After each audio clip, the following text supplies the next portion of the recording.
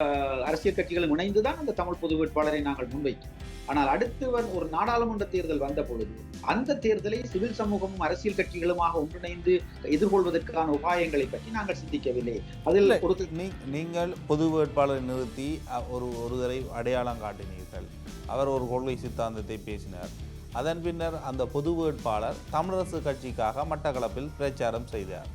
ஆகவே நீங்கள் இதில் ஒரு நேர்மையாக விஷயங்கள் அணுகப்பட்டிருக்கின்றது, அல்லது இந்த பொது வேட்பாளர் ஏன் நிறுத்தினீர்கள், ஏன் நிறுத்திய தரப்புகளால் ஒற்றுமையாக அடுத்த நாடாளுமன்ற தேர்தலில் பொது வேட்பாளர்களுக்காக உழைத்தவர்களையாவது ஒருங்கிணைந்து ஏன் நாடாளுமன்ற தேர்தலை நோக்கி கொண்டு செல்ல முடியாமல் போனது? அதான் முக்கியமா அந்த விடயம் என்னென்றால், எங்கள் மத்தியில் இருந்தவர்கள் இந்த விடயத்தை சரியாக கையாள்வதில் சறுக்கினார்கள் என்பதுதான் அதுக்குரிய அடிப்படை காரணம் என்றுதான் நான் அந்த விடயங்களை பகிரங்கப்படுத்த முடியுமா? ஏன் அது பகிரங்க வழியில் அந்த விடயங்கள் பேசப்படாமல் மறைக்கப்பட்டு செல்கின்றது? பொது வேட்பாளருக்கு வாக்களியுங்க என்று உங்களால் பகிரங்கமாக கூற முடிந்தது, ஆனால் உள்ளுக்குள் என்ன நடந்தது?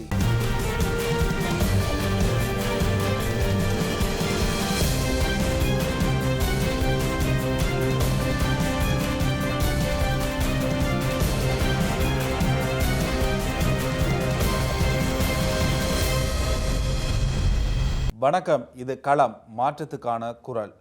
அன்றகுமார திஸ்ஸநாயக்கவனுடைய ஆட்சி தமிழ் மக்களுக்கு ஒரு தீர்வை பெற்றுத்தருமா? அன்றகுமார திஸ்ஸநாயக்கவுடன் தமிழர் தரப்பு எடுக்கின்ற முயற்சி எப்படிப்பட்ட ஒன்றாக இருக்கின்றது? தமிழ் மக்களுக்கு ஒரு தீர்வை பெற்றுக் கொடுக்கின்ற வகையில் தமிழர் தரப்பு ஒன்றிணைந்து அல்லது ஏதாவது ஒரு விவகாரம் சார்ந்து அவ்வாறான முயற்சிகள் முன்னெடுக்கப்படுகின்றதா? முன்னெடுக்க வேண்டிய இந்த சூழலில் இவ்வாறான நிலைமைகள் தமிழர் தரப்பு கையாள வேண்டியிருக்கும். இவ்வாறான விடயங்கள் தொடர்பில் பேசிக்கொள்வதற்காக அரசியல் ஆய்வாளர் ஜதீந்திரா அவர்கள் நம்முடன் இணைந்திருக்கின்றார். வணக்கம். வணக்கம். தற்பொழுதைய சூழல் என்பது தமிழ் மக்களை பொறுத்த வரைக்கும் எப்படிப்பட்ட ஒரு அரசியல் நிலைமைகள் இருக்கின்றது? அதே நேரம் அன்றகுமார திஸ்ஸநாயக்க அவனுடைய ஆட்சி எப்படி தற்பொழுது போகின்றது? குறிப்பாக தற்பொழுது விலைவாசி உயர்வுகள், அரசுக்கு எதிரான கருத்துக்கள் என்பன கொஞ்சம் பல்பெறுவது போன்று தெரிகின்றது அல்லவா? முதலாவது, தமிழ் மக்களுடைய பார்வையில் இந்த அரசாங்கத்தை பற்றி சொல்வதாக இருந்தால், உண்மையில் இந்த அரசாங்கம் ஒரு பெரும்பான்மை பலத்தோடு இருக்கிற அரசாங்கம். எந்த வகையிலையும் ஏனைய தரப்புகள் அவர்களுக்கு தேவைப்படக்கூடிய ஒரு சூழல் இல்லை தற்போதைய நிலையில். இந்த நிலையில் தமிழ் மக்களுக்கான ஒரு அரசியல் தீர்வு அல்லது அதை அடிப்படையாக கொண்டு பேசுவது என்பது அவர்களுடைய பெருந்தன்மையிலும் அவர்கள் கடந்த காலத்திலிருந்து கற்றுக்கொண்டு இந்த விடயத்தை ஒரு ஆக்கப்பூர்வமாக கையாள வேண்டும் என்று நினைத்தால் ஒழிய இந்த விடயத்தில் தமிழர் தரப்புக்கு பெரிய வாய்ப்புகள் இருப்பதாக சொல்ல முடியும். இது முதலாவது. இரண்டாவது, அரசாங்கத்தை பொறுத்தவரையில் அவர்கள் அளவுக்கு அதிகமான வாக்குறுதிகளை வழங்கி இருக்கிறார். உண்மையில் இந்த பெரும்பான்மையை அவர்களே எதிர்பார்த்திருந்தார்களோ தெரியவில்லை. என்றால் இது ஒரு அரிதாக இலங்கை தீவில் நடக்கின்ற ஒரு விடயம்தான். இந்த பெரும்பான்மை 3/2 விட அதிகமான ஆசனங்களை அவர்களுக்கு சிங்கள மக்கள் வழங்கி இருக்கிறார். ஆகவே அவர்கள் அளவுக்கு அதிகமான வாக்குறுதிகளை வழங்கி இருக்கின்ற சூழலில் அவர்கள் அந்த வாக்குறுதிகளில் கணிசமானவற்றை செய்ய வேண்டிய ஒரு நிர்பந்தமும் தற்பொழுது ஏற்பட்டிருக்கிறது. ஆனால் அந்த நிர்பந்தம் தமிழ் மக்களுக்கான பிரச்சனையை தீர்க்க வேண்டும் என்பது அல்ல.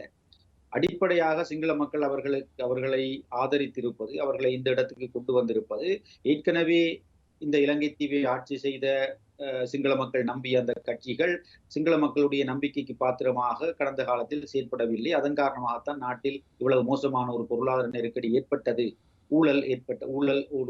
ஊழலை பேணி பாதுகாக்கின்ற ஆட்சியாளர்களாகத்தான் அவர்கள் இருந்திருக்கிறார்கள். அதற்கு மாற்றான ஒரு மாற்றத்தை ஏற்படுத்தக்கூடிய ஒரு ஆட்சி தரப்பாகத்தான் இவர்களை சிங்கள மக்கள் கருதி தெரிவு செய்திருக்கிறார்கள். ஆகவே முதலில் இந்த அரசாங்கம் அவர்களுடைய நம்பிக்கைக்கு ஏற்ற வகையில் முன்னே ஆட்சியாளர்கள் விட்ட தவறுகளை சீர் செய்து இந்த நாட்டை பொருளாதார ரீதியாக கட்டியெழுப்புகின்ற ஒரு பாரிய கடப்பாடுதான் சிங்கள மக்களை பொறுத்தவரை அவர்களுக்கு இருக்கிறது. இந்த நிலையில் நீங்கள் குறிப்பிட்டது போன்று அண்மை காலமாக சில அத்தியாவசிய பொருட்களுடைய விலைகள் அதிகரித்து வருவதால் மக்கள் மத்தியிலே, பொதுவாக சாதாரண மக்களை பொறுத்தவரையில் அவர்கள் ஒரு ஆட்சியை தெரிவு செய்து விட்டால் அவர்களிடமிருந்து அதிகம் எதிர்பார்ப்பு. அவர்கள் இந்த ஆட்சி உண்மையில் அனுரகுமார அல்ல, எவர் ஆட்சிக்கு வந்தாலும் சில நெருக்கடிகளை எதிர்கொண்டுதான் ஆக வேண்டும், ஒரு வழி இல்லை. ஏனென்றால் நாடு ஏற்கனவே ஒரு வங்குரோத்து நிலையில் இருக்கின்ற நாட்டை கட்டியெழுப்புகின்ற பொறுப்பை தான் இந்த அரசாங்கம் ஏற்றிருக்கிறது. ஆகவே இந்த அரசாங்கத்துக்கு எதிர்பார்த்தது போன்று விடயங்கள் இலகுவாக இருக்கப் போவதில்லை. ஆனால் அதை எவ்வாறு அவர்கள் சமாளிக்கப் போகின்றார் என்பதை நாங்கள் பொறுத்திருந்துதான் பார்க்கிறோம். இல்லை, ரணில் விக்ரமசிங்கே கடன் மறுசீரமைப்பை மேற்கொண்டிருந்தார். அவர் தன்னுடைய காலப்பகுதியில் மேற்கொண்டிருந்தார். அதனை அவ்வாறு சர்வதேச நாணய நிதியத்துடன் மேற்கொள்ளப்பட்ட அந்த ஒப்பந்தத்தினை அவ்வாறு தொடர்ச்சியாகத்தான் இவர்கள் பேணுகின்றார்கள். இவர்கள் அதில் ஒரு மாற்றத்தை ஏற்படுத்துவோம், அதாவது மானியம் வழங்குவது தொடர்பில் மக்களுக்கு சில விடயங்கள் கஷ்டமாக இருக்கின்றது, அவ்வாறான விடயங்களை கூறியிருந்தார்கள் இதற்கு முன்னர். தற்பொழுது அந்த விடயங்களை கைவிட்டிருக்கின்றார்கள். விலைவாசிகள் மிக அதிக அளவு குறைக்கப்படும், குறிப்பாக பெட்ரோல் அவ்வாறான விடயங்களை 150 ரூபா கொடுக்கலாம் என்றெல்லாம் தேர்தல் பிரச்சாரங்கள் அதற்கு முன்னர்கள் எல்லாம் இருந்த அமைச்சர்கள் மீது குற்றச்சாட்டுகளை முன்வைத்தார்கள். தற்பொழுது அந்த விடயம் மிகப்பெரிய ஒரு பேசுபொருளை பெற்றிருக்கின்றது அல்லவா? இவர்களால் அந்த விடயத்தை செய்ய முடியவில்லை, ஒவ்வொரு அமைச்சையும் பிழை கூறினார்கள். தற்பொழுது அந்த அமைச்சுக்கள் ரணில் விக்ரமசிங்கவனுடைய ஆட்சியில் எவ்வாறு இருந்ததோ அதே போன்ற ஒரு நடைமுறை தான் தற்பொழுதும் இருக்கின்றது. ஏதாவது ஒரு விடயத்தில் மாற்றம் ஒன்றை காணக்கூடியதாக இருக்கின்றதா? இல்ல, அதான் நான் ஏற்கனவே குறிப்பிட்டேன். இவர்கள் அதாவது ஏற்கனவே இருக்கின்ற ஆட்சியாளர்கள் பிழையாக இந்த நாட்டை முன்கொண்டு செல்லுகிறார்கள். ஆகவே அதை நாங்கள் சரி செய்ய போகின்றோம் என்ற அடிப்படையில் தான் தேர்தல் காலங்களில் இந்த வாக்குறுதியை வழங்கினார். ஆனால் உண்மையில் வாக்குறுதிகள் வழங்குகின்ற அளவுக்கு அந்த விடயங்களை கையாள முடியாது என்பதுதான் யதார்த்தம், அரசியல் யதார்த்தம். ஆகவே வாக்குறுதிகளை இவர்கள் வழங்கிவிட்டார்கள். இப்பொழுது அந்த வழங்கிய வாக்குறுதிகளில் கணிசமானவற்றை செய்ய முடியாமல் போகின்ற பொழுது முன்னே ஆட்சியாளர்கள் எதிர்கொண்ட அதே நெருக்கடிகளை இவர்களும் எதிர்கொள்வார்கள். இப்பொழுது நீங்கள் பார்க்கலாம், இதே கோட்டாபய ராஜபக்ச தொடர்பிலும் ஆரம்பத்திலே சிங்கள மக்கள் இப்படியான பெரிய நம்பிக்கையை தான் கொண்டிருந்தார். அவருக்கும் 69 லட்சம் வாக்கை வழங்கி அவரும் ஒரு மாபெரும் சிங்கள பௌத்த தலைவன் என்று தன்னை பிரகடனம் செய்து அவர் மீது பெரிய அதிக நம்பிக்கை கொண்டுதான் சிங்கள மக்கள் இருந்தார்கள், சாதாரண சிங்கள மக்கள், சிங்கள தேசியவாத தரப்பு. ஆனால் அவரால் சொன்ன மாதிரி எதையுமே செய்ய முடியவில்லை. ஒரு நெருக்கடி ஏற்பட்ட பொழுது அதை சமாளிக்க முடியாமல் தடுமாறினார். அதன் விளைவாக ஏற்பட்ட அதிருப்திகள் ஒரு கிளர்ச்சியாக மாறி அவர் அப்புறப்படுத்தார்.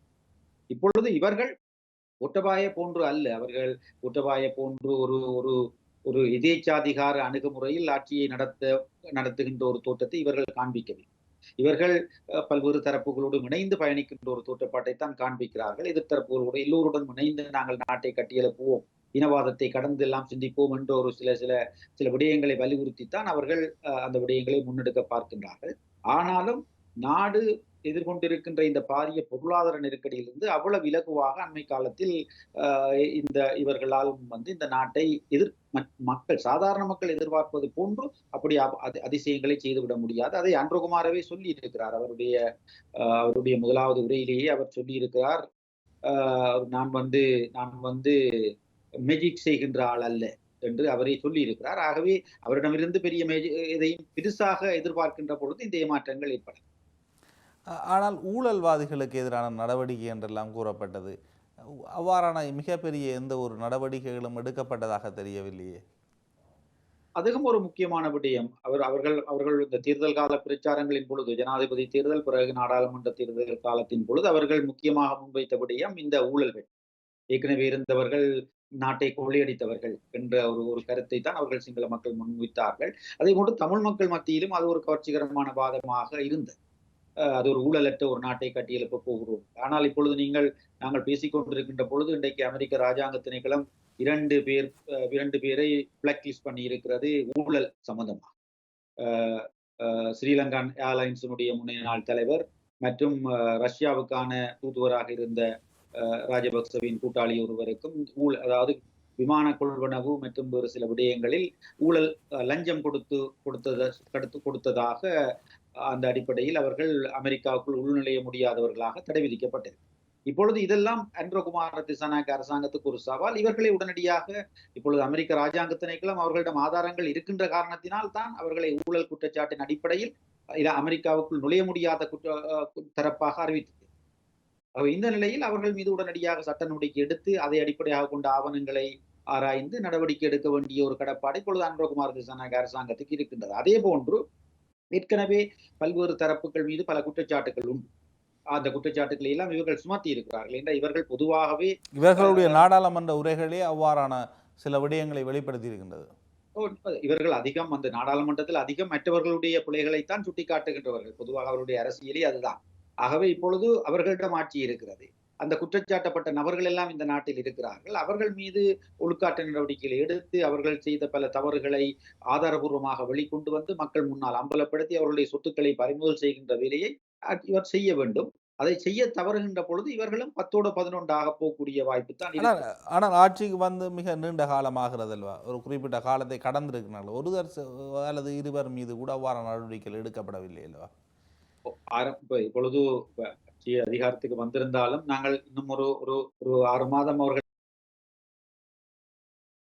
ஆனால் இவர்களுடைய ஆட்சி தொடர்வதற்கு 5 வருடங்கள் தொடர்வதற்கான வாய்ப்புகள் மிக தெளிவாக இருக்கின்றதா? அல்லது இவர்களும் மீண்டு எவ்வாறு இவர்கள் ஒரு மிகப்பெரிய வளர்ச்சியை அடைந்தார்களோ அறகலைய மூலம், இவர்களுக்கு எதிராகவும் மக்கள் திரும்புவதற்கு வாய்ப்புகள் அதிகமா? இல்ல இது இந்த இந்த இந்த ஆட்சி தொடருமா இல்லையா என்பது இவர்கள் இப்ப இதுல ஆட்சி தொடர்றதுல 2 விடயங்கள் தான் இருக்குது. உண்மையா இப்ப நீங்கள் பார்த்தீங்கன்னா, பல தெற்காசியாவில் மட்டுமல்ல, உலகத்தில் பல இடங்களில் கிளர்ச்சிகள் தோன்றி ஆட்சியாளர்களை அகற்றுகின்ற ஒரு போக்கு அதிகரித்து வருகிறது. அது வெறுமனே ஒரு உள்ளூர் விஷயம் மட்டுமல்ல. அதில் சர்வதேச பல்வேறு சர்வதேச தலையீடுகளும், அந்த மோதல்களின் விளைவுகளும் அங்கே இருக்கு. அதேபோன்று இவர்களே எதிர்பாராத ஒரு ஒரு அரிதான வெற்றி அவர்களுக்கு கிடைத்திருக்கிறது. இந்த வெற்றியை அடிப்படையாகக் கொண்டு எவ்வாறு இந்த நாட்டை கட்டியெழுப்பப் போகின்றார்கள்? முக்கியமாக நாட்டை கட்டியெழுப்புவதல் என்பது வெறுமனே உள்நாட்டில் ஒரு பொருளாதார ரீதியாக இந்த நாட்டை கட்டியெழுப்புவது என்பது வெறும் ஒரு ஒரு ஒரு ஒரு சாதாரண விடயம் அல்ல. அதில் 2வது இந்த பிராந்தியத்தில் ஏற்படப் போகின்ற புவிசார் அரசியல் போட்டிகளை இவர்கள் எவ்வாறு சமநிலையில் அதை கையாளப் போகின்றார்கள் என்பது ஒரு முக்கியமான விடயம். ஏனென்றால் இவர்கள் இப்பொழுது இந்தியாவுக்கு அவர் இந்த வாரம் முடிவில் இந்தியாவுக்கு செல்ல இருக்கிறார். அதைத் தொடர்ந்து ஜனவரி சீனாவுக்கு செல்ல இருப்பதாக செய்திகள் வருகின்றன. எவ்வாறு இந்த விடயங்களை இவர்கள் எதிர்காலத்தில் கையாளப் போகிறார்? நிச்சயமாக சீனா இவர்களை ஒரு ஒரு தாங்கள் நெருங்கி வேலை செய்யக்கூடிய ஒரு தரப்பாக கருதுவதற்கு அதிக வாய்ப்பு இருக்கிறது. ஏனென்றால் அவர்களும் ஒரு சிகப்பு ஒரு ஒரு வகையான அந்த இவர்களுடைய ஆரம்பம் என்பது ஒரு சீன சார்பு இடதுசாரித்துவ பின்புலம் கொண்டவர்கள். ஆகவே ஒரு நட்பு ரீதியாக மற்றவர்களை விட அதிகம் நெருங்கி இவர்களோடு வேலை செய்யலாம் என்று சீனா கருதுவதற்கு வாய்ப்பு இருக்கிறது. ஆனால் இவர்கள் முன்வைக்கின்ற இந்த ஊழலற்ற ஆட்சி என்ற விடயம் வந்து சீனாவை பொறுத்தவரையில் எங்கெல்லாம் ஒரு சீரழிந்த ஆட்சி இருக்கிறதோ அங்குதான் சீனா அதிகம் தன்னுடைய காய்களை நகர்த்துவது உண்டு. ஏற்கனவே அந்த ராஜபக்ச குடும்பத்தினுடைய இடைச்சாதிகார போக்கு, அவர்களுடைய ஊழல் இவற்றை பயன்படுத்தி தான் சீனா பல்வேறு உள்நுழைவுகளை செய்தது. அந்த அந்த வாய்ப்பை இவர்கள் வழங்காத பொழுது அது கஷ்டமாக இருக்கும். ஆனால் எவ்வாறு இவர்கள் இந்தியா, அமெரிக்கா, சீனா என்ற இந்த தரப்புகளை எவ்வாறு சமநிலையில் கையாளப் போகின்றார்கள், அவர்கள் சம தூரத்தில் வைத்து கையாளப் போகின்றார்கள் என்பதில் தான் இவர்களுடைய எதிர்காலம் தங்கி இருக்கிறது. ஏனென்றால் ஒரு நாட்டின் பொருளாதார வளர்ச்சிக்கும் இந்த சமநிலையான அணுகுமுறைகளுக்கும் சம்பந்தம் இருக்கு. புதிய அரசியலமைப்பு ஒன்று உடனடியாக வரப்போவது கிடையாது. அவர்கள் அரசாங்கமே கூறுகின்றது 3 வருடங்களுக்கு பின்னர் தான் அந்த புதிய அரசியலமைப்பு வரப்போவது என்று. ஆகவே அதற்கு இடைப்பட்ட காலத்தில் ஒரு மாகாண சபை தேர்தலை வைத்து மாகாண சபைக்குரிய அதிகாரங்களை வழங்குவது தொடர்பில் மிகப்பெரிய அளவில் ஒரு அழுத்தம் இருப்பதாக, அது தொடர்பில் தமிழ் தரப்பு ஒன்றிணைந்த எதிர்ப்பை வெளியிடுவதாகவோ, அல்லது இதற்கு முதலெல்லாம் மாகாண சபை தேர்தலை நடத்த வேண்டும், மாகாண சபைக்கு அதிகாரங்கள் இருக்க வேண்டும் என்று கூட்டிணைந்து செயற்பட்டு இந்திய பிரதமருக்கெல்லாம் கடிதங்கள் அனுப்பிய காலங்கள் உண்டு. ஆனால் தற்பொழுது அதற்கான எந்த விதமான முன்னாயத்த நடவடிக்கைகளும் மேற்கொள்ளப்படுவது போன்று தெரியவில்லை. இது தமிழர் தரப்பை பொறுத்தவரைக்கும் ஒரு பலவீனமானதாக இல்லையா? தமிழ் அரசியலை பொறுத்தவரையில் இந்த நடந்து முடிந்த நாடாளுமன்ற தேர்தல் அடிப்படையில் பார்த்தால் தமிழ் கட்சிகளில் இலங்கை தமிழரசு கட்சி தனித்து 8 ஆசனங்களை கைப்பற்றி நாடாளுமன்றம் சென்றிருக்கிறது. அங்கால் கஜேந்திரகுமார் ஒரு ஆசனத்தோடு இருக்கிறார். அதே போன்று செல்வம் அடைக்கலநாதன் தமிழ் ஜனநாயக தமிழ் தேசிய கூட்டணி சார்பில் ஒரு ஆசனம். மொத்தம் இவர்களிடம் இப்பொழுது 10 ஆசனங்கள் இருக்கின்றன. ஆனால் ஒரு பெரும்பான்மை பலத்தோடு 3/2 பெரும்பான்மையை தாண்டிய ஒரு பலத்தோடு இருக்கின்ற அரசாங்கத்திடம் தான் இவர்கள் பேச வேண்டியிருக்கிறது. இன்றைய சூழலில் தமிழ் மக்களுக்கான ஒரு அரசியல் தீர்வை வழங்குங்கள் என்று இந்த அரசாங்கத்துக்கு அழுத்தம் கொடுக்கக்கூடிய எந்த வழித்தரப்பும் இந்த சூழலில் இல்லை. அவர்கள் அப்படி கொடுக்க போவதும் இல்லை. ஏற்கனவே இருந்த ஆட்சியாளர்கள் மீது அப்படியான அழுத்தங்களை கொடுக்கவில்லை. இப்பொழுது இவர்களை பொறுத்தவரையில் இவர்கள் புதிதாக ஆட்சிக்கு வந்தவர்கள் என்ற வகையில் இவர்களோடு எப்படி நட்பு ரீதியாக உறவுகளை ஏற்படுத்தி தங்களுடைய நலன் சார்ந்து வேலை செய்யலாம் என்றுதான் அவர்கள் பார்ப்பார்களே தவிர வேறு இந்த விடயங்களில் அவர்கள் தலையீடு செய்ய போகும். இது ஒன்று. 2வது, ஒரு புதிய அரசியல் யாப்பை கொண்டு வரப்போவதாக இந்த ஆட்சியாளர்கள் சொல்லுகிறார்கள். அதற்கு 3 வருட காலம் தேவை என்றும் சொல்லுகிறார்கள். அதே நேரம் ஆங்காங்கே சர்ச்சைக்குரிய கருத்துக்கள் அண்மையில் வந்தது. ஆனால் பிறகு அதை டெல்வின் சில்வா மறுத்திருந்தார். தான் அப்படி சொல்லவில்லை. நான் சொன்னது புதிய அரசியல் யாப்பு ஒன்று வரும் வரை மாகாண சபை முறைமை இருக்கும் என்றுதான் குறிப்பிட்டேன். அல்லது 13வது சட்டம் இருக்கும் என்றுதான் குறிப்பிட்டேன் என்று குறிப்பிட்டிருக்கிறார். அது ஒரு வகையில் சரி. புதிய அரசியல் யாப்பு வந்தால் 13 என்று ஒன்று இருக்காது. அது அரசியல் இந்த தமிழ் அரசியல் உரையாடலில் 13 இருக்காது. புதிய அரசியல் யாப்பு வந்தால். ஆனால் என்னுடைய பார்வையில் ஒரு புதிய அரசியல் யாப்பை கொண்டு வருவதற்கான வாய்ப்பு இருக்கிறதா என்பதும் ஒரு கேள்விக்குறி. ஏனென்றால் அதற்கு 3 வருஷ அவகாசம் எடுக்கின்ற பொழுது அந்த 3 வருடத்துக்குள் என்ன மாதிரியார் தென்னிலங்கை அரசியல் நிலைமைகள் மாற்றமடையும் என்பது எங்களுக்கு தெரியாது. ஏற்கனவே நல்லாட்சி என்று சொல்லப்பட்ட அரசாங்க காலத்தில் நாங்கள் அதை பார்த்தோம். உண்மையில் அந்த 100 நாள் வேலை திட்டம் பற்றி மைத்திரிபால பேசுகின்ற பொழுதே இந்த அரசியல் தீர்வு விடயங்களை உள்ளடக்கிய அல்லது 13 முழுமையாக அமுல்படுத்துகின்ற விடயங்கள் கையாளப்பட்டிருக்குமாக இருந்தால் முன்னோக்கி பயணித்திருக்கலாம். ஆனால் அப்பொழுது எங்களுடையவர்களும் அதை செய்யவில்லை. ஒரு புதிய அரசியல் யாப்பு வரும் என்று 5 வருடம் வீணாக்கப்பட்டதை தவிர எதுவும் நடக்கவில்லை. ஏனென்றால் தென்னிலங்கை அரசியல் எப்பொழுது என்ன மாதிரியான முகத்தை வெளிப்படுத்தும் என்பது எங்களுக்கு தெரியாது. இவர் இப்பொழுது உதாரணமாக நாங்கள் புதிய அரசியல் யாப்பில் ஏற்கனவே தென்னிலங்கை சிங்கள அந்த கடும்போக்கு தரப்புகளை பொறுத்தவரை 13 அதிகம் என்று சொல்லுகின்ற ஒரு நிலைப்பாட்டை தான் அவர்கள் வைத்திருக்கிறார்கள். இந்த இலங்கை தீவில் 13 அதிகம். அதாவது அதில் உள்ள போலீஸ் அதிகாரம் எல்லாம் அதெல்லாம் தமிழ் மக்களுக்கு கொடுக்க முடியாது. மற்றது 2 மாகாணங்கள் இணைந்து செயற்பட முடியும் என்ற ஒரு ஏற்பாட்டு 13 இருக்கிறது. அவையெல்லாம் பொருத்தமற்றது என்ற நிலைப்பாட்டை அவர்கள் வைத்திருக்கிறார்கள். ஆகவே 13 முழுமையாக தமிழ் மக்களுக்கு அதிகம் கிடைத்துவிடும் என்று கருதுகின்ற சூழலில் இவர்கள் ஒரு புதிய அரசியல் யாப்பில் எவ்வாறான அரசியல் தீர்வை தமிழ் மக்களுக்கு கொடுக்க போகின்றார். ஒன்று அதை தாண்டி போக வேண்டால் அது நிச்சயமாக சிங்கள தரப்புகளால் எதிர்க்கப்படும். அப்படின்னால் இருப்பதையும் கொஞ்சம் எடுத்து விட்டு கொண்டு வருகின்ற ஒரு ஏற்பாட்டைத்தான் இவர்கள் செய்ய முடியும். அப்படி என்றால் ஒரு சர்வஜன வாக்கெடுப்பு போய் வெல்ல முடியும். இல்லாவிட்டால் அது நடக்காது. ஆகவே இந்த 3 வருடங்களுக்குள் தென்னிலங்கை அரசியல் ஏற்படுகின்ற மாற்றங்கள் ஒரு புதிய அரசியல் யாப்பு வரக்கூடிய சூழலையும் இல்லாமலாம். ஆகவே இப்பொழுது தமிழ் தரப்பு செய்ய வேண்டிய வேலை என்னை பொறுத்தவரையில் இப்பொழுது அதில் தமிழரசு கட்சி வெற்றி பெற்றிருக்கலாம், மற்றவர்கள் வெற்றி பெறாமல் இருக்கலாம். அது வேறு விடயம்.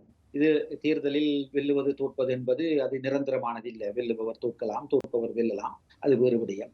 இப்பொழுது ஒரு 3 விதமான வாக்கு பலத்தில் இருந்தவர்கள் தான் இன்றைக்கு 159 ஆசனத்தோடு இருக்கிறார். ஆகவே அது விடயம் அல்ல. அது சூழ்நிலைகள். அந்த சூழ்நிலை எப்படி ஒரு அரசியல் கட்சி கையாளுகிறது என்பதை பொறுத்து அமையும். ஆகவே இப்பொழுது வடகிழக்கில் இருக்கின்ற தமிழ் மக்களுடைய அரசியலை பிரதித்துவப்படுத்துகின்ற எல்லா தரப்பும், நான் வெறுமனே இந்த தமிழ் தேசியம் பேசுகிறவர்களை மட்டும் சொல்லவில்லை. தமிழ் மக்களுக்கு ஒரு நியாயமான அரசியல் தீர்வு கிடைக்க வேண்டும், அதற்காக உழைக்க வேண்டும், நாங்கள் ஒற்றுமையாக பயணிக்க தயாராக இருக்கின்றோம் என்று எல்லா தரப்புகளையும் உள்ளடக்கி ஒரு அரசியல் தீர்வுக்கான ஒரு மக்கள் இயக்கத்தை தமிழர் தரப்பு கட்டியெழுப்ப வேண்டும் இன்றைய சூழ்நிலை. ஏனென்றால் இந்த அரசாங்கம் இதற்கு முதலும் தமிழ் மக்கள் பேரவையினால் புதிய அரசியலமைப்பு ஒன்று எழுதப்பட்டது. ஆனால் அதனை யார் எழுதினார்களோ அவர்கள் அனைவரும் பிரிந்து விட்டார்கள். மீண்டும் அரசியல் ஜாப்புக்காக ஒரு கட்டமைப்பை உருவாக்குவது என்பது காலத்துக்கு பொருத்தமானதா, மக்கள் நம்பிக்கை அடையக்கூடிய ஒன்றா, அல்லது அதுவும் மீண்டும் ஒரு சிலருக்கான தனிப்பட்ட சுய லாபங்களுக்காக அந்த கட்டமைப்புகள் உருவாக்கப்படுமா? நான் இந்த ஒரு மக்கள் இயக்கம் என்று சொல்வது இந்த புதிய அரசியல் யாப்பு வரைவதற்காக, அதாவது என்னுடைய பார்வையில் மாகாண சபை முறைமையை பாதுகாத்து ஏற்கனவே 13 இருப்பதையும் பிடுங்காமல் அதற்கு ஒரு அழுத்தத்தை கொடுக்கக்கூடிய ஒரு புதிய அரசியல் யாப்பு வருகின்ற பொழுது 13 தாண்டி விடயங்கள் வரும் என்றால் எங்களுக்கு அது சரி.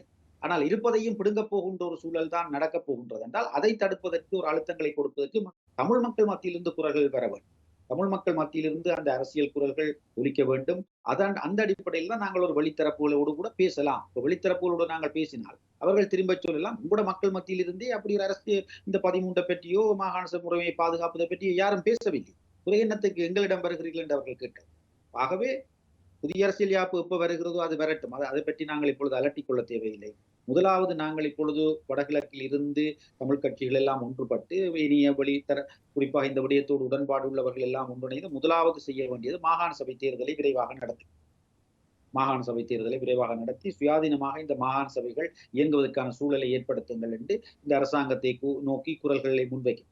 அது வெறுமனை நாடாளுமன்றத்தில் மட்டும் வைத்து பிரயோசனம் இல்லை. நாடாளுமன்றத்துக்கு வெளியில் மக்கள் மத்தியில் இருந்த அந்த குரல்கள் வெறுமனையை நாங்கள் கடந்த காலத்தில் உங்களுக்கு தெரியும் இந்த சிவில் சமூகம் என்ற பெயரில் இயங்குகிற அதாவது நடக்க முடியாத விஷயங்களுக்கு குரலை முன்வைத்து இங்கே பிரயோசனம். ஆகவே இப்பொழுது இருக்கின்ற சூழலில் எங்களுக்கு முதலாவது இந்த மாகாண சபை தேர்தல் நடக்க வேண்டும். அது என்றால் மாகாண சபை தேர்தல் தொடர்பில் ஆங்காங்கே சர்ச்சைக்குரிய கருத்துக்கள் வருகின்றன. இப்ப சுமந்திரன் அதை பற்றி சொல்லி இருக்கிறார். மாகாண சபை தேர்தலை விரைவாக வைக்க வேண்டும் என்று அதை சுமந்திரன் மட்டுமல்லாமல் எல்லோரும் அதை சொல்லக்கூடிய சூழல் வர வேண்டும். இந்த மாகாண சபையை உச்சபட்சமாக நாங்கள் பயன்படுத்தி கொண்டிருக்கின்ற பொழுது மாகாண சபை முறைமையில் இன்னும் அதிகமான அதிகாரங்களை தமிழ் மக்களுக்கு கொடுக்கக்கூடிய ஒரு ஏற்பாட்டை இந்த அரசாங்கம் செய்ய போகிறது என்று அது நாங்கள் வரவேற்கலாம். அதோடு அவர்களோடு இணைந்தும் செயற்படலாம். அது பிரச்சனை இல்லை. ஆனால் இருப்பதையும் பிடுங்கக்கூடிய ஒரு சூழல் தான் உருவாகிவிடும் என்றால் அதை தடுப்பதற்கு அதன் மீது செல்வாக்கு செலுத்துவதற்கு நாங்கள் இப்பொழுதே எங்களை தயார்படுத்தி நாங்கள் அதுக்காக இயங்குகிறோம். இதற்கு முதல் நீங்கள் பொது வேட்பாளர்களை நிறுத்தியிருந்தீர்கள். ஆனால் அதற்கு பின்னர் இடம்பெற்ற நாடாளுமன்ற தேர்தலில் அந்த கட்டமைப்பு இல்லாமலே சென்றது. அதில் இருந்தவர்கள் ஒரு சிலர் மட்டுமே இணைந்து செயற்பட்டிருந்தார்கள். அதனுடைய நிலை என்ன? ஏன் பொது வேட்பாளரை நிறுத்தினீர்கள்? பொது வேட்பாளர் நிறுத்தியதன் பின்னர் அந்த விடயங்கள் அனைத்தும் இல்லாமல் செல்லும் என்றால் ஏன் அந்த நேரத்தில் அந்த அளவு தூரம் முக்கியத்துவம் கொடுக்கப்பட்டது பொது வேட்பாளரை நிறுத்துவதற்கு? உண்மையில் இந்த விடயங்களை நீங்கள் ஆழமாக பார்த்தால் ஒவ்வொரு காலகட்டங்களில் சில சில நம்பிக்கைகளின் அடிப்படையில் சில விடயங்களை சாதிக்க முடியும் என்ற நம்பிக்கையின் அடிப்படையில் தான் இப்படியான விஷயங்களில் நாங்கள் ஈடுபடுவோம். ஆனால் அப்படி ஈடுபடுகின்ற பொழுது நாங்கள் எதிர்பார்த்ததற்கு மாறாகவும் விடயங்கள் நடைபெறுகின்றன. இப்பொழுது இந்த பொது வேட்பாளர் விடயத்தில் உண்மையில் பொது வேட்பாளர் விடயம் பிழையானதல்ல. ஏனென்றால் அந்த நேரத்தில் பொது வேட்பாளரை சுமந்திரன் இலங்கை தமிழரசு கட்சியை அதில் ஒரு தரப்பு ஆதரிக்கவில்லை, ஒரு தரப்பு ஆதரித்தது. ஆனால் அவர்கள் சஜித் பிரேமதாசாவை ஆதரிக்குமாறு கூறியவர்கள் இருக்கிறார்கள், ரணில் விக்ரமசிங்கே ஆதரிக்குமாறு கூறியவர்கள். ஆனால் எல்லோருமே தேர்தலில் தோற்றுவிட்டார். யாருமே அவர் ஆதரித்த தமிழ் மக்கள் ஆதரித்த எவரும் அங்கு ஜனாதிபதி தேர்தலில் வெற்றி பெறவில்லை, ரணிலோ சஜித். ஆனால் பொது வேட்பாளர் ஊடாக கிடைக்கப்பெற்ற ஒரு விடயம் என்னவென்றால் அந்த தொடர்ந்து இந்த கட்சிகளை ஒருங்கிணைத்து முன்னெடுத்து கொண்டு செல்வதற்கான ஒரு வாய்ப்பு கிடைத்தது. ஆனால் அந்த வாய்ப்பை அரசியல் கட்சிகளின் தலைவர்கள் குழப்பினார்கள் என்று நான் சொல்ல மாட்டேன். உண்மையில் இதோடு இணைந்து பயணித்த சிவில் சமூக பிரதிநிதிகள், அதே நேரம் புத்திஜீவிகள் ஒரு சிலருடைய அணுகுமுறைகளால் அது பிழைத்து போனது என்றுதான் நான் சொல்லுவேன். நானும் அது சம்பந்தப்பட்ட நபர் என்பதால் அங்கு உண்மையில் நாங்கள் ஒரு சிவில் சமூகமும் அரசியல் கட்சிகளும் இணைந்துதான் அந்த தமிழ் பொது வேட்பாளரை நாங்கள் முன்வைத்தோம். ஆனால் அடுத்து ஒரு நாடாளுமன்ற தேர்தல் வந்த பொழுது அந்த தேர்தலை சிவில் சமூகமும் அரசியல் கட்சிகளுமாக ஒன்றிணைந்து எதிர்கொள்வதற்கான உபாயங்களை பற்றி நாங்கள் சிந்திக்கவில்லை. அதில் நீங்கள் பொது வேட்பாளரை நிறுத்தி ஒருவரை அடையாளம் காட்டினீர்கள். அவர் ஒரு கொள்கை சித்தாந்தத்தை பேசினார். அதன் பின்னர் அந்த பொது வேட்பாளர் தமிழரசு கட்சிக்காக மட்டக்களப்பில் பிரச்சாரம் செய்தார். ஆகவே நீங்கள் இதில் ஒரு நேர்மையாக விஷயங்கள் அணுகப்பட்டிருக்கின்றது அல்லது இந்த பொது வேட்பாளர் ஏன் நிறுத்தினீர்கள், ஏன் நிறுத்திய தரப்புகளால் ஒற்றுமையாக அடுத்த நாடாளுமன்ற தேர்தலில் பொது வேட்பாளர்களுக்காக உழைத்தவர்களையாவது ஒருங்கிணைந்து ஏன் நாடாளுமன்ற தேர்தலை நோக்கி கொண்டு செல்ல முடியாமல் போனது? அதான் முக்கியமா அந்த விடயம் என்னென்றால் எங்கள் மத்தியில் இருந்தவர்கள் இந்த விடயத்தை சரியாக கையாள்வதில் சறுக்கினார்கள் என்பதுதான் அதுக்குரிய அடிப்படை காரணம் என்றுதான் நான் சொல்றேன். அந்த விடயங்களை பகிரங்கப்படுத்த முடியுமா? ஏன் அது பகிரங்க வழியில் அந்த விடயங்கள் பேசப்படாமல் மறைக்கப்பட்டு செல்கின்றது? பொது வேட்பாளருக்கு வாக்களியுங்கள் உங்களால் பகிரங்கமாக கூற முடிந்தது. ஆனால் உள்ளுக்குள் என்ன நடந்தது? என்ன காரணங்களுக்காக இந்த விடயங்கள் வெளியில் வராமல் இருக்கின்றது? இதுல அடிப்படை விஷயம் இதுதான். இப்ப இதுல நான் பொது வழிகள் இதை பற்றி ஓரளவுக்கு பேசியிருக்கிறேன். சிலர் உண்மைகளை மறைத்து பேசுபவர்களும் இருக்கிறார். உண்மையில் விடயம் இந்த தமிழ் பொது வேட்பாளரை முன்னிறுத்தி நாங்கள் ஒரு பொது கட்டமைப்பாக இயங்கினோம். அதில் தமிழ் மக்கள் பொதுச்சபையின் சார்பில் 7 பேரும், அரசியல் கட்சிகளின் சார்பில் 7 பேரும் கையெழுத்திட்டு ஒரு புரிந்துணர்வு உடன்பாட்டின் அடிப்படையில் தான் அது செய்யப்பட்டது. அந்த பின்னணியில் தான் ஒரு சுயேட்சை வேட்பாளர் நிறுத்தப்பட்டது. கட்சிகள் சார்பாக ஒரு வேட்பாளரை நிறுத்துவதில் சிக்கல்கள் இருந்த காரணத்தினால் என்றால் சில கட்சிகள் தங்களுடைய சின்னத்தை பயன்படுத்துவதெல்லாம் பல்வேறு பிரச்சனைகள் இருந்தது. இந்த நேரத்தில் சுயேட்சை வேட்பாளர் என்றால் ஒரு முன்னாள் நாடாளுமன்ற உறுப்பினர் தான் எங்களுக்கு தேவை, அல்லது இருக்கின்ற ஒரு நாடாளுமன்ற உறுப்பினர் என்ற அடிப்படையில் அவர் தெரிவு செய்யப்பட்டார். பிரச்சனை அதல்ல பிரச்சனை. அந்த விடயம் எல்லாம் முடிந்து ஒரு 2 லட்சத்துக்கு மேற்பட்ட தமிழ் மக்கள் அதை நம்பி வாக்களி. அடுத்த கட்டமாக உடனடியாகவே ஒரு மாதத்துக்குள் ஒரு நாடாளுமன்ற தேர்தல் அறிவிப்பு வந்துவிட்டது. இப்பொழுது அந்த இடத்தில் எங்கள் மத்தியில் நடந்த உரையாடல் இந்த நாடாளுமன்ற தேர்தலை எப்படி பயன்படுத்தும். இப்ப என்னுடைய நிலைப்பாடாக இருந்தது, பேராசிரியர் கணேசலிங்கமும் அந்த கருத்தில் தான் இருந்தார். எங்களுடைய நிலைப்பாடாக இருந்தது இந்த கையாள வேண்டும். சிவில் சமூகமும் அரசியல் கட்சிகளும் எப்படி பொது வேட்பாளரை நாங்கள் சிவில் சமூகமும் அரசியல் கட்சிகளுமாக இணைந்து பயணித்துவோமோ, இணைந்து கையாண்டுவோமோ, அதே மாதிரி இந்த நாடாளுமன்ற தேர்தலையும் கையாளுவோம் என்ற அடிப்படையில் தான் எங்களுடைய உரையாடல்கள் அமைந்தது. இந்த டில்கோ ஹோட்டலிலே இந்த முதலாவது சந்திப்பு ஒன்று இடம்பெற்றது. அரசியல் கட்சிகளும் நாங்களும் அதில் சிவில் சமூகத்தை சார்ந்தவர்களாக கலந்து கொண்டது நாங்கள் 4 பேர். பேராசிரியர் கணேசலிங்கம், நிலாந்தன், நான், வசந்தரன் 4 பேர் தான் கலந்து கொண்டோம். மற்ற 3 பேரும் வரவில்லை. வேறு ஏதோ காரணம், அவர்களுடைய தனிப்பட்ட காரணங்களால் வரவில்லை. எங்கேயோ போய்விட்டார்கள் அல்லது கொழும்பில் சென்று விட்டார்கள். ஏதோ காரணங்களால் வரவில்லை. அந்த இடத்தில் இந்த அரசியலில் தொடர்ந்து எப்படி பயணிப்பது, எப்படி இந்த விடயங்களை கையாள்வது என்ற ஒரு பொது கட்டமைப்பு தொடர்ந்தும் பயணிக்கும் என்று கருத்து முன்வைக்கப்பட்டது. எப்படி பயணிக்கும் என்ற கேள்வி வந்தது. என்றால் பொது கட்டமைப்பில் 2 பேரும் இருக்கு. ஒரு தரப்பு தேர்தலை எதிர்கொள்ள போறதுனால, அடுத்த தரப்பு என்ன செய்ய போகுது என்ற கேள்வி இருக்கிறது. அப்ப அடுத்த தரப்புக்கும் ஒரு பொறுப்பு இருக்கிறது இது. ரைட், அவர்கள் புதியவர்களை அடையாளம் காட்டி வேட்பாளர்களாக அனுப்பலாம். அல்லது சிவில் சமூகத்தில் இருப்பவர்களே அந்த பொதுச்சபையிலிருந்து விலகி தேர்தலிலும் போட்டியிடலாம். ஏனென்றால் அந்த இடத்தில் ஒரு ஒரு வாக்குவாதம் நடந்தது பேராசிரியர் கணேசலிங்கத்துக்கும் என்ன பேர் அவர் ஸ்ரீகாந்தாவுக்கும் இடையே. அந்த சண்டை ஒரு வகையில் ஒரு கடும் விவாதம், ஒரு சண்டையாக நடந்தது. அதில் அடிப்படை என்னென்றால் பேராசிரியர் கணேசலிங்கம் சொன்னார், நீங்கள் எல்லாம் அரசியல் இருந்து ஒதுக்கி புதியவர்களுக்கு இடத்தை கொடுங்கள் என்ற பொழுது அதை எப்படி நீங்கள் சொல்லுவீர்கள் என்று ஸ்ரீகாந்தா சண்டையிட்டார். அங்கே கேள்வி, அங்கே நாங்கள் தேர்தல் அரசியல் பங்கு கொள்ளக்கூடிய மனநிலையில் இருந்ததால் தான் புதியவர்களை பற்றி நாங்கள் அங்கே பேசுவோம். அவை தேர்தலில் பங்கு கொள்ளக்கூடிய மனநிலையில் நாங்கள் இருந்தோம். ஆனால் அந்த நேரத்திலே சிவில் சமூக அமையம் என்ற ஒரு அமைப்பு இந்த பொதுச்சபையில் அங்கம் வகித்தது. அதே போன்று இந்த சிவில் சமூகத்தை பிரதிநிதித்துவப்படுத்தி இன்னும் பலரும் இருந்தார்கள். ஒரு தரப்பு இதில் இந்த பொது வேட்பாளர் என்ற நிலைப்பாட்டை நாங்கள் எடுத்த பொழுது பலரும் உள்வாங்கப்பட்டார். அப்படி உள்வாங்கப்பட்டவர்கள் பலர் ஒவ்வொரு அமைப்புகளைச் சேர்ந்தவர்கள், தனிநபர்களைச் சேர்ந்தவர்கள் எல்லாம் தனிநபர் சார்ந்தவர்கள் எல்லாம் இருந்தார். இப்படி ஆனால் இந்த ஒரு ஒரு ஒரு ஒழுக்க கோவையோ அல்லது ஒரு பொறிமுறையோ யாரை எப்படி இதை முன்கொண்டு செல்வது என்று இருக்கவில்லை என்றது தற்காலிகமாக உருவாக்கம். ஆனால் ஒரு தேர்தல் வந்த பொழுது அடுத்த தேர்தலை எப்படி எதிர்கொள்வது என்ற ஒரு முடிவை எடுக்க வேண்டிய நிர்பந்தம் ஏற்பட்ட பொழுது ஒரு தரப்பு நாங்கள் எல்லாம் அதை தேர்தலை கையாள வேண்டும்.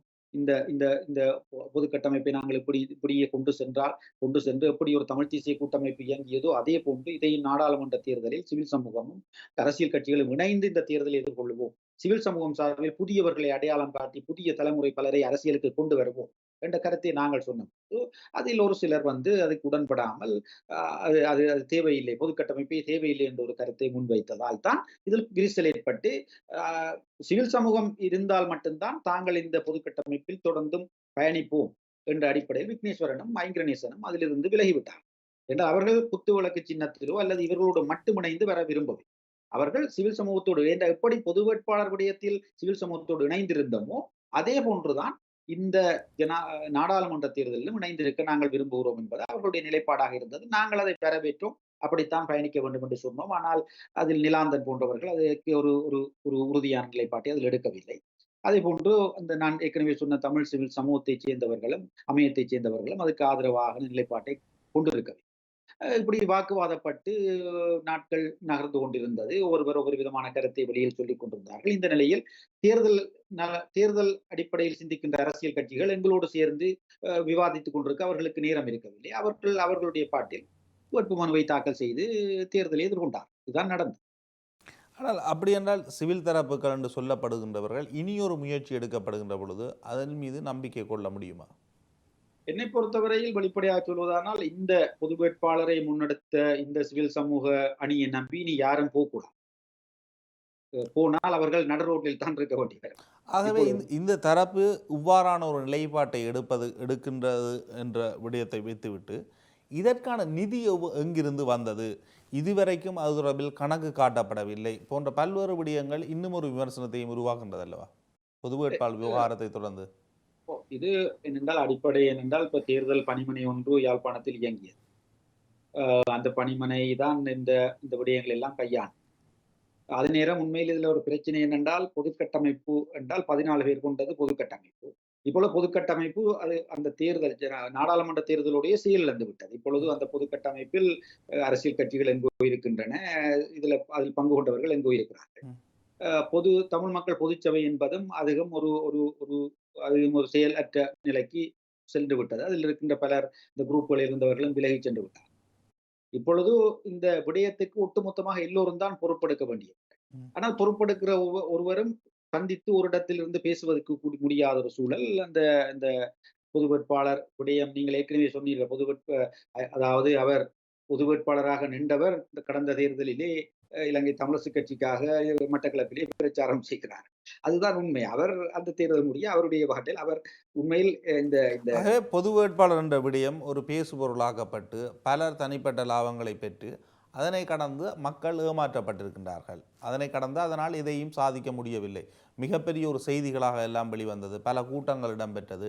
மக்கள் அமைப்புகள் இருக்கின்றது என்றெல்லாம் கூறப்பட்டது. மக்கள் அமைப்புகளே கேள்விகள் கேட்டது. அந்த மக்கள் அமைப்புகள் கேட்ட கேள்விகளுக்கு யாரும் பதிலளித்தது போன்று கிடையாது. ஆனால் ஒரு செயலற்ற ஒரு விடயத்துக்காக ஒரு தேவையற்ற முக்கியத்துவம் கொடுக்கப்பட்டது. அவ்வாறு புரிந்து கொள்ளலாம் இல்ல? உண்மையில் நான் ஏற்கனவே சொன்னது போன்று நோக்கம் நல்ல நோக்கம். விடயங்கள் சரியாக அதாவது இந்த கையாண்டவர்கள் தொடர்ந்தும் அதை சரியாக கையாண்டிருந்தால் நிச்சயமாக இது ஒரு நல்ல விளைவுகளை தந்திருக்கும். நல்ல விளைவுகள் நான் சொல்றது உடனே தமிழ் மக்களுக்கு பெரிதாக கொண்டு நடந்துவிடப் போவதில்லை. ஆனால் நாங்கள் இந்த நடந்த நாடாளுமன்ற தேர்தலிலே யாழ்ப்பாணத்தை பொறுத்தவரையில், அதாவது வடகிழக்கை பொறுத்தவரையிலும் இந்த 3-4 தரப்பாக நிற்காத ஒரு சூழல் வந்திருக்கு. இப்பொழுது நீங்கள் பார்க்கலாம், யாழ்ப்பாணத்தை பொறுத்தவரையிலே அந்த ஒரு 2-3 ஆசனங்கள், அந்த ஒரு 2-3 ஆசனங்களுக்காக 4-5 தரப்பாகத்தான் போட்டி நடக்கும். ஆனா அவர்கள் எல்லாம் ஒரு இடத்தில் நிற்பதற்கு வாய்ப்பு இருந்தது. ஏனென்றால் ஐங்கரநேசன் உள்ளுக்குள் இருந்திருப்பார், பொதுக்கட்டமைப்பு சிதையாமல். விக்னேஸ்வரன் உள்ளுக்குள் இருந்திருப்பார், சிதையாமல். இந்த தமிழரசு கட்சியோடு பிளவுற்று ஒரு அணி வெளியேறி நின்றது. அவர்களும் இதோடு இணைந்து வருவதற்கு தயாராக, அவர்கள் எல்லோரும் இணைந்திருந்தால் அது ஒரு ஒரு ஒரு ஒரு இலங்கை தமிழரசு கட்சிக்கும் இந்த தமிழ் தேசிய பொதுக்கட்டமைப்பில் ஒன்றை தெரிவு செய்தல் என்ற அடிப்படையிலே தமிழ் மக்கள் சிந்தித்திருப்பார்கள். சிந்திக்கக்கூடிய ஒரு சூழல் உருவாகி இருக்கும். தேசிய மக்கள் சக்தியை நோக்கி இப்படி போக வேண்டிய தேவை ஏற்பட்டிருக்கிறது. ஆனால் அவையெல்லாம் நடக்க முடியாமல் போனது இந்த பொதுக்கட்டமைப்பு ஏற்பட்ட சிதைவின் காரணம். எந்த ஒரு விஷயத்தையும் நாங்கள் ஒரு நம்பிக்கையின் அடிப்படையில் தான் முன்னெடுக்கிறோம். அது ஒரு சரியான பாதையில் பயணிக்கும் என்று நம்பித்தான் எல்லோருமே தங்களுடைய உழைப்பை போடுகின்றனர். ஆனால் ஆங்காங்கே சிலர் செய்கின்ற சில எதிர்பாராத விதமாக சிலர் ஏற்படுத்துகின்ற நெருக்கடிகளும், சிலருடைய தடுமாற்றங்களும் அந்த எல்லோருடைய உழைப்பையும் வீணாக்கி விடுகிறது என்பதுதான் இந்த பொது வேட்பாளரிலிருந்து எனக்கு கிடைத்தானது. அனைத்து தரப்பும் இதற்கு பொறுப்பு கூற வேண்டும் அல்லவா? நிச்சயமாக எல்லோரும் தான். இது ஒரு பொறுப்பு கூறாமல் மீண்டும் ஒரு முயற்சி, மீண்டும் மக்களுக்கு ஆலோசனை கூறுவது, மீண்டும் மக்களை நோக்கி குறைகளை கூறுவது, அரசியல் கட்சிகள் மீது குறை முன்வைப்பது, ஒரு செயற்பாட்டின் மீது குறை வைப்பது என்பது தொடர்ந்தும் இதில் இருந்த தரப்புகள் மேற்கொள்ள முடியுமா? என்னை பொறுத்தவரையில் நான் பொதுவாக சொல்வதாக இருந்தால், இந்த மற்றவர்களை இந்த விடயம், இந்த தமிழ் பொது வேட்பாளர் மற்றது இதுக்காக மேற்கொள்ளப்பட்ட இந்த நகர்வுகளின் அடிப்படையில் அதோடு சம்பந்தப்பட்டவர்கள் முதலில் தாங்கள் எங்கு சறுக்கி போனோம் அல்லது தாங்களால் இந்த மாதிரி இந்த விடயங்களை கையாள முடியாமல் போனதை பற்றித்தான் முதலில் யோசிக்க வேண்டுமே தவிர அடுத்தவர்களை நோக்கி விரல் நீட்டிக் கொண்டிருப்பதில் பயனில்லை. முதல் நாங்கள் இந்த ஒரு முயற்சியை மேற்கொண்டோம். ஏனென்றால் கிட்டத்தட்ட ஒரு 3-4 மாதங்களாக ஒரு பாரிய அளவில் இந்த முயற்சி மேற்கொள்ளப்பட்டது. ஒரு பொது வேட்பாளர் நிறுத்தப்பட்டார். இலங்கை தீவிலும் அது ஒரு பேசுபொருளானது. ஆனால் அப்படியெல்லாம் ஒரு ஊடக பேர் பலர் தங்களுடைய உழைப்பை போட்டு இதில் இந்த வெளியில் பெயர் குறிப்பிடப்படுபவர்கள் என்றத பொதுவாக நீங்கள் ஊடகங்களில் பேசுகின்ற எல்லோரும் பெயர் குறிப்பிடப்படுபவர்கள் கொஞ்சம் உண்மையில் இதோடு எந்த வகையிலும் இந்த அமைப்போடு சம்பந்தப்படாத பலர் தங்களுடைய நேரத்தையும் தங்களுடைய காசையும் செலவழித்ததுக்காக கஷ்டப்பட்டிருக்கு. ஏனென்றால் ஒரு பொது விஷயம், ஒரு நல்ல விஷயத்தை செய்கிறார்கள், இதுக்கெல்லாம் நாங்கள் ஆதரவளிக்க வேண்டும் என்று பலர் தன்னார்வத்தின் அடிப்படையில் வந்தவர்கள் எல்லாம் தங்களுடைய உழைப்பை இதுக்கு கொடுத்து விட்டு இன்றைக்கு இவர்கள் எல்லாம் நடுரோட்டில் விட்டு போய்விட்டார்களே என்று ஒரு குறையை அவர்கள் சொல்லுவதை கேட்கக்கூடியதாக. என்னோடும் பலர் அப்படி சொல்லியிருக்காங்க, நீங்கள் இவ்வளவு விஷயத்தை செய்யுங்க, கடைசியா கொண்டு எல்லாம் நடுரோட்ல விட்டுட்டு போய் கடைசியா அந்த வந்த கட்சிகள் கூட, அதுல இருந்த கட்சிகள் கூட எல்லாம் தனித்தனியே இல்லவா தேர்தலில் போய் போட்டியிட்டு அப்ப என்ன இதனுடைய தேச திரட்சி ஒற்றுமை என்பதனுடைய நோக்கம் என்ன, எல்லாம் பிழைச்சல்லவா போயிட்டு இன்றைக்கு கேட்கக்கூடிய நிலையில் தான் இருக்கிறது. ஆகவே தேசத்தின் திரட்சி, ஒற்றுமை, தமிழ் மக்களுக்கான தீர்வு விடயத்தில் ஒற்றுமைக்கான பயணம் தேவை என்றெல்லாம் கூறுவதெல்லாம் தனியாக புலவர்கள் புலம்புவது போன்று, ஒரு இயற்கையை பார்த்து புலம்புவது போன்றெல்லாம் இருக்குது. இதற்கு முன்னர் நீங்கள் பேசிய விடயங்கள், இதற்கு முன்னர் எழுதிய எழுத்துக்கள் எல்லாம் முழுமையாக இல்லாமல் ஒரு நிலை இருக்கின்றது. தற்பொழுதும் நாங்கள் என்ன செய்கின்றோம், அதில் இருந்தவர்கள், அதில் தொடர்பட்டவர்கள் இன்னும் ஒரு தரப்பின் மீது விரல் நீட்ட ஆரம்பிக்கின்றோம். தங்கள் பொறுப்பு கூற வேண்டிய விடயம் தொடர்பில் அமைதியை காக்கின்றோம் தொடர்ந்து. இதே இவ்வாறு நாங்கள் அரசியல் கட்சிகள் மீது பழி சுமத்த முடியும் இந்த விடயங்களில், அல்லது வேறு விடயங்களில் அரசியல் கட்சிகள் மீது டக்குன்னு நாங்கள் பழி சுமத்தி விட்டு செல்கின்றோம். இவர்கள் தலைவர்களாக தொடர்ச்சியாக இருக்க விரும்புகின்றார்கள், இவர்கள் விட்டு விலக வேண்டும். ஏன் இந்த சிவில் தரப்புகள் தொடர்ச்சியாக தாங்கள்தான் சிவில் தரப்புகள் என்று, சிவில் ஆளுமைகள் என்று தொடர்ச்சியாக முன்னிற்கின்றார்கள்? இவர்களும் ஒரு வயதை அடைகின்ற பொழுது புதியவர்கள் வருவதற்கு வாய்ப்பு விட வேண்டும் அல்லவா? இப்ப சிவில் சமூக தரப்பு என்பது உண்மையில் அது அரசியல் கட்சிகளுக்கும் அதுக்கும் உள்ள அடிப்படை என்றால் அது யாருக்கும் கொடுப்பதில்லை. அது யாரும் புதிய சிவில் சமூக அமைப்புகளை உருவாக்கலாம். ஏற்கனவே இருப்பவர்கள் பொருத்தமற்றவர்கள் என்றால் அவர்களை சமூகத்தில் இருந்து அப்புறப்படுத்தி அரசியல் கட்சி தானே அந்த புதிய இடத்தை கட்சிகள் உருவாகி சுயேட்சையாக நின்றும் வெல்லலாம். இல்ல ஆனால் நாங்கள் இப்ப என்ன கூறுகின்றோம்? பழைய தலைவர்களை வீட்டுக்கு செல்லுமாறு கூறுகின்றோம். ஏன் கூறுகின்றோம்? அதேபோன்று இதே சிவில் தரப்புகள் தொடர்ச்சியாக இவ்வாறான நடவடிக்கைகளை முன்னெடுக்கின்ற பொழுது இவர்களும் ஒரு கட்டத்தில் தங்களுடைய ஓய்வை அறிவிக்க வேண்டும் அல்லவா? இல்ல இவர்களும் இதுல தோத்து போயிருக்கின்றார்கள். இவர்களாலும் பலன் கிடைக்கவில்லை. இல்ல இதுல அடிப்படை என்னென்றால் இப்ப விஷயம் வந்து இப்ப அதாவது ஒவ்வொருவரும் தாங்கள் இப்ப இந்த இந்த விடயத்தை பற்றி நாங்கள் பேசிக் கொண்டிருக்கிற இந்த இந்த விடயத்தில் பொது சிவில் வேட்பாளர் சமூகம் சார்ந்து. பொது வேட்பாளர் தான் சிவில் சமூக தரப்புகள் அதுக்கு முதல் ஒரு அரசியல் கட்சிகளும் சிவில் சமூகமும் இணைந்து இப்படி ஒரு முயற்சியை மேற்கொள்ளவில்லை. ஒரு தேர்தல் நடவடிக்கையில் நேரடியாக ஈடுபட்டது என்ற இது ஒரு ஜனாதிபதி தேர்தல் என்பது ஒரு ஒரு முற்றிலும் ஒரு தேர்தல் அரசியல் நடவடிக்கை. தேர்தல் அரசியல் நடவடிக்கைகளில் சிவில் சமூக தரப்புகள் ஈடுபடுகின்றன அரசியல் கட்சிகளோடு சேர்ந்து. ஆனால் ஒரு நாடாளுமன்ற தேர்தல் வந்த பொழுது அதிலிருந்து விலகி தடார் என்று திடீரென்றாப்புல் அதிலிருந்து விலகி நிற்கிற ஒரு முடிவை எடுத்த பொழுதுதான் அந்த கட்சிகளும் இதுகளுக்கும் இடையில் திரும்பவும் ஒரு ஒரு இடைவெளி வந்துவிட்டது. ஆகவே சிவில் சமூக தரப்புகளாக தங்களை அடையாளப்படுத்துபவர்கள் அரசியல் சார்ந்த விடயங்களில் எந்த அளவு தூரம் தங்களால் செல்ல முடியும் செல்ல முடியாது என்பதை வரையறை செய்து கொண்டு இதற்குள் வர வேண்டும் எதிர்காலம். அப்படி இல்லாட்டி இதற்குள் வரக்கூடும். இப்ப இந்த தங்களுடைய தங்களுடைய சில இப்ப இரண்டாவது சிவில் சமூக தரப்பு இங்கு அடையாளப்படுத்துறவர்கள் வந்து பல பல பல வகையானவர்கள் இருக்கிறார். உதாரணமாக அரசு சாரா நிறுவனங்களில் அரசு சாரா நிறுவனங்களை நடத்துபவர்கள் அரசு சாரா நிறுவனங்களில் ஆனா இந்த இந்த சிவில் தரப்புகள் என்று சொல்கின்ற பொழுது எல்லா தரப்புகளும் இந்த அரசு சார்பற்ற நிறுவனங்களிடமிருந்தான் ஏதோ ஒரு வகையில் கொடுப்பனவுகளை பெற்றுக்கொள்கின்றார்கள் அல்லவா? அவர்களுடைய ஸ்பான்சர்ஸ் இல்லாமல் இவர்களால் செயற்பட முடியாது அல்லவா? இல்ல சிவில் சமூக தரப்பு என்று சொல்லப்படுற இப்ப எல்லோரும் அப்படி என்று சொல்லிவிட முடியாது. ஆனால் கணிசமாக பொதுவாக அரசு சாரா நிறுவனங்கள் இந்த தமிழ் மக்கள் பொதுச்சபையிலும் அரசு சாரா நிறுவன பின்னணிகளை கொண்ட பலர் இருந்தார். இப்ப அவர்களுக்கு ஒரு எல்லை இருக்கிறது. அரசியல் நடவடிக்கையில் எவ்வளவு தூரம் போகலாம், போக முடியாது என்றால் ஒரு தேர்தல் அரசியல் நடவடிக்கையில் ஒரு எல்லைக்கு மேல் அவர்கள் தங்களை அடையாளப்படுத்தினால் அவர்கள் இந்த அரசார நிறுவனங்களில் இருக்க முடியாது அல்லது அரசார நிறுவன பணிகளில் இருக்க முடியாது அல்லது அந்த அந்த அந்த அரசார நிறுவனங்களிலிருந்து நிதியை பெற முடியும். அவை இந்த இந்த அனுபவத்திலிருந்து பார்க்கின்ற பொழுது சிவில் சமூகம் என்ற எதிர்காலத்தில் தங்களை அடையாளப்படுத்தி அரசியல் சார்ந்த விடயங்களுக்கு வருவோம். ஏனைய விடயங்களை பற்றி நாங்கள் பேச தேவையில்லை. அது சுற்றுச்சூழலை பற்றி ஒருவர் பேசலாம், பொருளாதார மேம்பட பற்றி அது வேறு பிரச்சனை.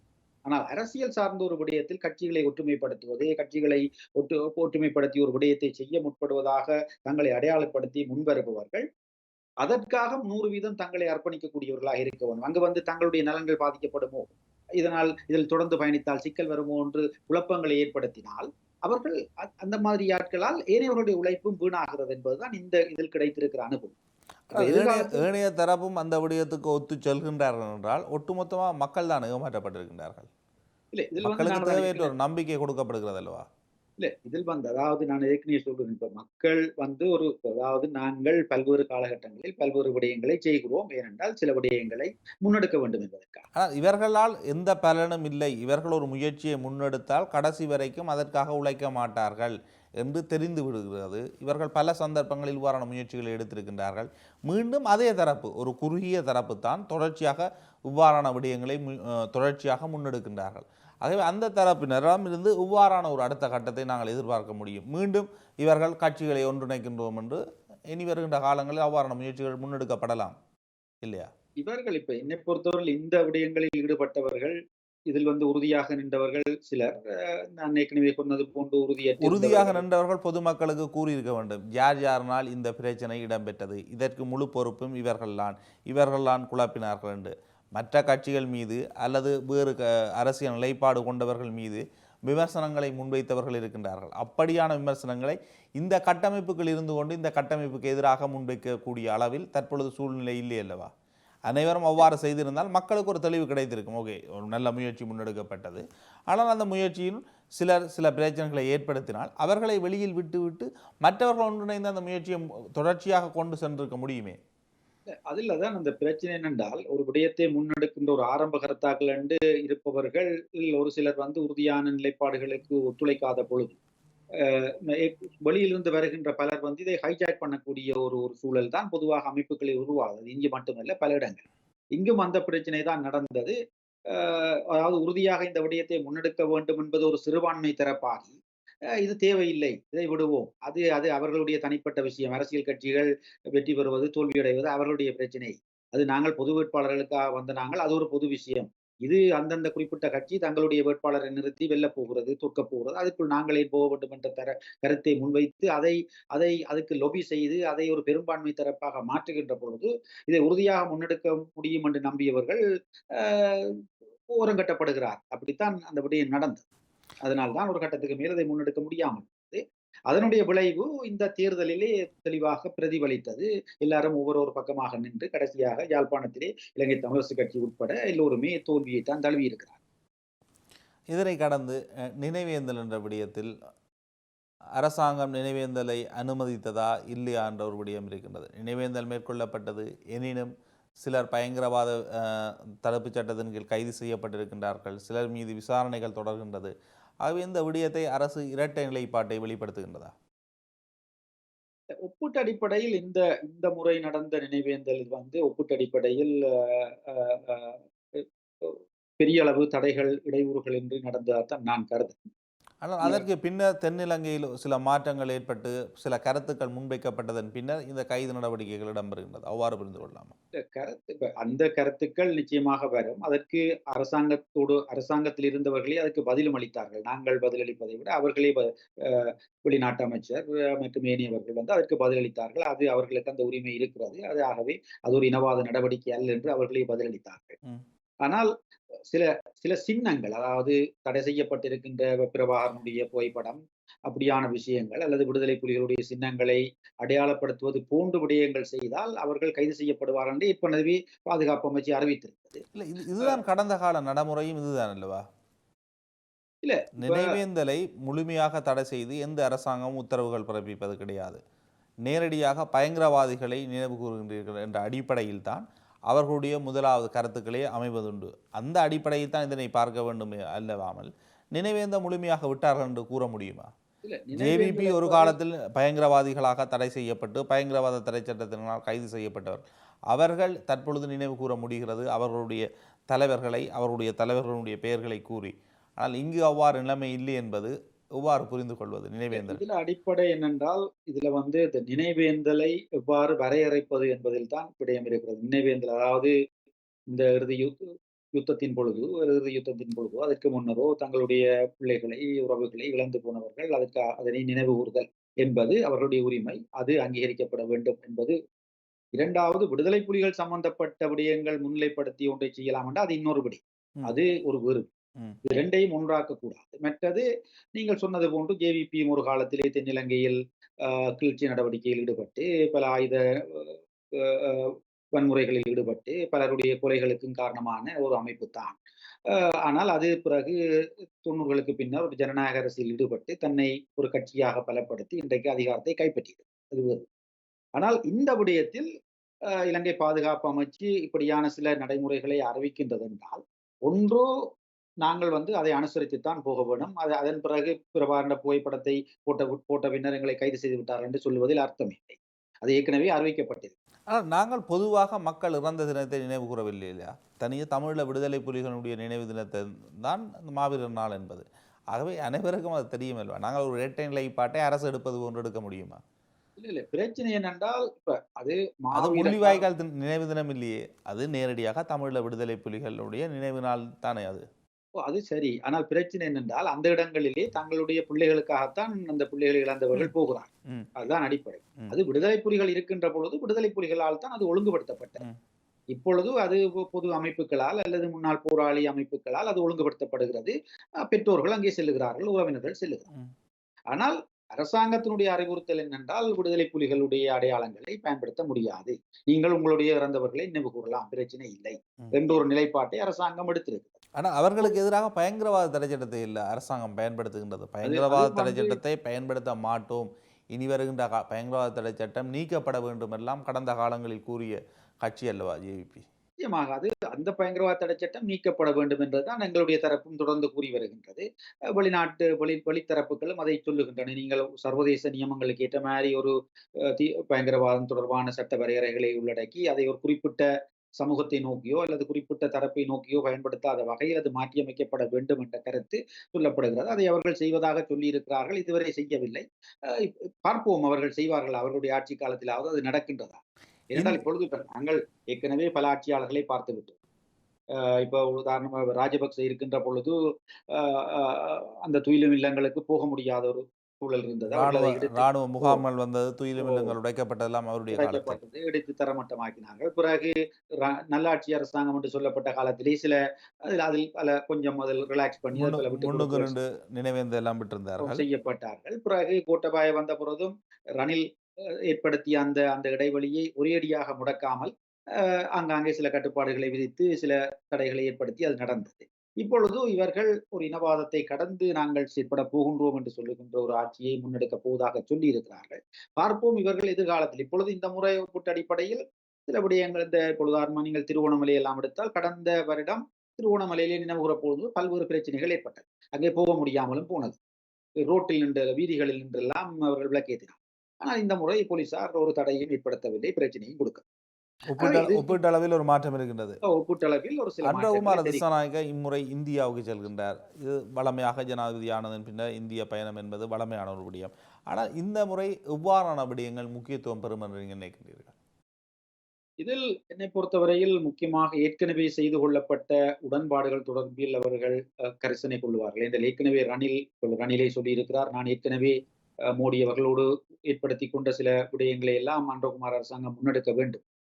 நிச்சயமாக அந்த விடயங்கள் அது ஒரு 2 அரசு தலைவர்களுக்கு இடையில் ஏற்படுத்திக் கொள்ளப்பட்ட சில உடன்பாடுகள் நிச்சயமாக அடுத்து வரப்போகின்ற அரசு தலைவரும் அதில் கரிசனை கொள்ளத்தான் வேண்டும். ஏற்கனவே சில முக்கியமான திட்டங்கள் பற்றி உரையாடல் இடம்பெற்றுக் கொண்டிருந்தது. சில திட்டங்களுக்கான ஆரம்ப வரைவுகள், ஆரம்ப கட்ட அது பற்றிய ஸ்டடிகள், அந்த அந்த அது சம்பந்தமான அந்த ஆய்வுகள் எல்லாம் மேற்கொள்ளப்பட்டு கொண்டிருந்தது. அந்த விடயங்கள் அடுத்த கட்டத்துக்கு கொண்டு செல்வதை பற்றி நிச்சயமாக உரையாடப்படும். அதே போன்று முக்கியமாக இந்த இந்திய இலங்கைக்கான பாலம், அதானி, மற்றது அதானியோட ஒப்பந்தங்கள், இவர்கள் சில ஒப்பந்தங்களுக்கு எதிர்ப்பு தெரிவித்திருந்தார்கள். அந்த நிலைமைகளில் எவ்வாறான ஒரு மாற்றத்தை இவர்கள் ஏற்படுத்துவார்கள்? நிச்சயமாக இந்த அதானி குழுமத்தினுடைய திட்டம் சம்பந்தமாக இவர்களும் அதில் சில சில விமர்சனங்களை முன்வைத்திருந்தார்கள். ஆகவே இவர்களும் தங்களுடைய சில கருத்துக்களை ஒரேடியாக இந்த திட்டங்களில் இப்படியான சில மாற்றங்கள் செய்ய வேண்டும் என்று அன்றோ தரப்பு நிச்சயமாக சொல்லும். ஒரு சில விஷயங்களை முன்வைக்கும். அதாவது திட்டங்கள் தேவை, திட்டங்களில் பிரச்சனை இல்லை. ஆனால் திட்டங்களில் ஆங்காங்கே சில மாற்றங்கள் எங்களுடைய கரிசனைகளையும் உள்வாங்கி செய்ய வேண்டும் என்ற கருத்துக்கள் நிச்சயமாக அன்ற அரசாங்கம் முன்வைக்கும்.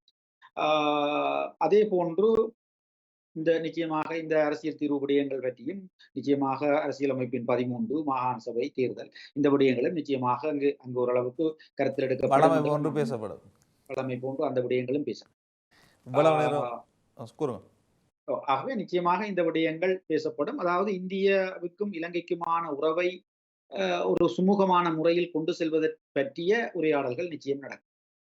இவ்வளவு நேரம் உங்களுடன் இணைந்து உங்களுடைய கருத்துக்களை பரிமாறியதற்கு மிக்க நன்றிகள்.